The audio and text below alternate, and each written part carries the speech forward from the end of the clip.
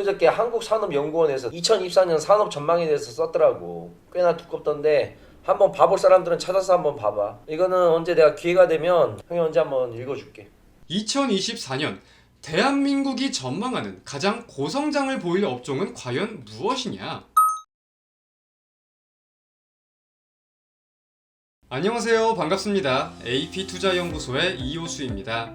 최근 한국산업연구원의 2024 산업전망 리포트가 발간되었습니다. 내용을 좀 훑어보다 보니까 2024년 이 테마가 가장 고성장을 할 것이다. 그리고 이 테마는 부진할 것이다. 이런 내용들이 꽤나 있길래 오늘은 과연 대한민국이 가장 기대하는 테마는 뭐가 있는지 함께 한번 살펴보고자 이렇게 인사를 드리게 되었습니다. 실제로 해당 업종에 외국인 투자자들이 매집하는 모습이 포착되기도 했더라고요. 바로 본론으로 좀 들어가서 대한민국의 13대 주력 산업입니다. 이 중에 2023년 전년 대비 성장세를 보인 산업군은 뭐가 있을까요? 아직 한 해가 다 가지는 않았지만 리포트에서는 이렇게 자동차, 조선, 철강, 섬유, 2차전지, 바이오 헬스 총 6개 산업군의 생산률이 증가될 것이다 라고 밝혔습니다. 2차전지, 자동차처럼 친숙한 업종들도 꽤나 보이기도 하네요. 근데 사실 현 시점에서 우리한테 중요한 건 2023년이 아니겠죠. 지금부터 우리는 이 2024년 전망에 대해서 확실하게 파헤쳐 볼 필요가 있을 겁니다. 자, 그럼 다시 돌아가서 이 산업군들 중에서 내년 회복 혹은 성장이 예상되는 업종이라면 과연 뭐가 있을까요? 일단 산업연구원에서는 이렇게 좀 빨간 글씨로 표기되어 있는 9개 업종을 지목하였습니다. 그래도 올해 성장 업종이 6개였는데 9개로 늘어난다는 건 대한민국의 전반적인 분위기가 점차 개선될 것으로 전망된다. 이렇게 해도 좀 해석을 할 수 있지 않을까 싶기도 해요. 근데 그런 와중에 그렇다면 가장 고성장을 전망할 것 같은 업종은 무엇이냐 라고 봤을 땐 이렇게 정리가 되더라고요. 실상 철강, 정유, 석유, 2차전지의 생산량은 올해와 큰 차이가 없을 거라고 전망을 하던 동시에 반도체는 꽤나 큰 폭의 증가세를 전망하고 있다고 합니다. 그래서 이 반도체 과연 어떤 장단점을 생각하고 있는지 살펴보니까 이런 식으로 장점들은 몇 개가 보이는데 단점은 없다고 하더라고요. 재난 등 돌발 상황 이외에 없음. 이게 무슨 말이죠? 공장 가동이 갑자기 중단되거나 전쟁으로 수요가 갑자기 급감하거나 이러한 돌발 변수가 아닌 이상은 단점이 없다. 저 같은 경우는 사실 이렇게 해석이 드는데 어느 정도 제가 동의를 하는 부분들도 분명히 있기는 있지만 개인적으로 꽤나 강하게 작성을 했구나 이렇게 여겨지는 부분도 저는 있더라고요. 자, 반도체 하면 대표적인 종목이 뭐가 있을까요?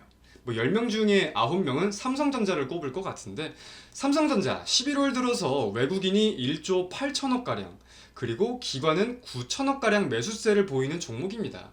정확히 어떤 기대감과 포인트가 있는지는 모르겠지만 그래도 무언가가 기대감이 있으니까 매수를 하는 거겠죠. 근데 그렇다면은 반도체는 과연 다 좋을까요? 그냥 반도체 관련주면 아무거나 사도 되는 걸까요? 이런 질문들이 하나둘 요즘 보이기 좀 시작하더라고요. 저는 개인적으로는 좀 반대하는 입장이기는 합니다. 물론 전반적으로 따져봤을 때 이 메모리 시장에 대해서 장밋빛 전망이 점차 커지고는 있지만 그 안에서도 분명히 더딘 부분이 있고 그리고 더욱 크게 반등하는 부분이 있다라는 점을 우리가 공부를 해봐야 되는 거거든요. 조금은 다른 포인트일 수도 있는데 저는 반도체 변수에 대해서 늘 따져보기도 해요. 이 반도체 시장은 공급자 중심에서 수요자 중심으로 점차 흐름이 변해가고 있다는 점을 우리가 좀 생각해봤으면 좋겠습니다. 원래의 경우에는 공급자 중심으로 흐름이 맞춰지면서 시장을 전망하기가 비교적으로 쉬웠어요. 근데 현재로서 상황들을 살펴보면 사실 모바일 기기를 비롯해서 각종 기술들이 어느 정도의 한계점을 뛰어넘고 점차 수요자 중심의 시장이 형성되고 있기도 했습니다. 태블릿, 스마트폰과 같은 전방 산업에 있어가지고 고객들이 뭐를 언제 어떻게 택할지 모르는 상황인데 결국은 이러한 내용들이 수요를 판단하는 것이다 보니 향후 컨센서스나 시장 전망에 대해선 우리가 계속해서 확인을 해야 되는 거지. 뭐 현재로서는 이렇게 생각하니까 내년에 이렇게 무조건 될 것이다 라고 절대 생각할 수가 없다는 거죠. 뭐 하나의 예시로 내년 경기 상황을 현재 장담할 수 없다고 판단합니다. 근데 그러한 와중에 모바일 기기 등등 전방 산업의 수요가 어찌 변할지 모르는 것과 비슷하게 포인트를 찾아볼 수 있는 거겠죠. 뭐 삼성전자는 다시 공급자 중심으로 바꿀 것이다 뭐 이런 것처럼 발언을 하기도 했었는데 관련돼 가지고도 우리가 잘 한번 지켜볼 필요가 있을 것 같습니다. 그렇다면 그런 와중에 2024년 대한민국이 전망하는 가장 고성장을 보일 업종은 과연 무엇이냐? 일단 1차적으로는 서버 시장을 한번 생각해 볼 수 있을 것 같아요. 2024년 매출이 전년 대비 10.8% 증가할 것이라고 나와 있는데 뭐 그렇다고 해서 서버 관련주가 한정적으로 정해진 건 절대 아닙니다. 우리가 대표적으로 D램을 본다 하더라도 이 D램 중에서 서버용 D램은 약 34%, 그리고 낸드 플래시 중에서는 서버용이 약 30%를 차지하는 등 두 분야만 본다 하더라도 충분히 높은 비중을 보이고 있어요. 그렇기 때문에 우리가 단순하게 서버 관련주를 암기할 게 아니라 어떤 부분이 어떻게 수혜를 볼 것인지 생각해 볼 포인트가 꽤나 많지 않을까라고 좀 말씀을 드리고 싶습니다. 그리고 이어가지고는 이 서버 시장의 대표적인 기대 요인이라고 하면 AI, 즉 인공지능이겠죠. 이렇게 뭐 고성장을 보이는 업종이 앞으로의 추세도 꺾이지 않을 거다라는 시장의 강한 전망인 건데, 자, 우리가 AI 반도체와 관련해서 기대감을 갖는다고 하면 뭐 서버도 서버지만 우리가 알고 공부하던 대표적인 분야가 어떤 게 있었죠? 바로 HBM. 사실 예전부터 강조를 꽤나 드리던 포인트기도 했었습니다. 기억을 하실 분들도 꽤나 계실 거라고 생각이 드는데, 이 HBM 같은 경우는 기존의 D램을 대체하는 제품이라기보다는 GPU를 보조하기 위한 일종의 메모리인 거잖아요.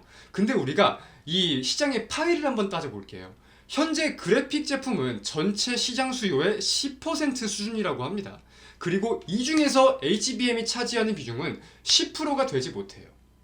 이거를 다시 계산해보면 현 시점에서는 HBM의 전체 수요가 2%가 안 된다는 건데, 향후 전망을 보면 전체 수요의 20% 이상 수준까지 급속도로 도달할 것이라고 하니까 기대를 안 할 수가 없는 거다. 근데 그런 와중에 HBM, 대한민국이 전 세계 점유율 중에 90%가량을 차지하고 있으니까 당연히 AI 반도체와 관련해서 대한민국이 어떻게 얼마나 강하게 수혜를 받을지 공부해야 한다고 강조를 드렸었던 거죠. 그리고 다시 서버로 좀 돌아와서 결국은 이 서버 시장도 AI가 적용되는 게 점차 확산되고 이에 따라서 데이터 센터와 서버의 수요가 확대될 것이다. 이러한 기대감이 계속 유지되고 확대되고 있는 상태거든요.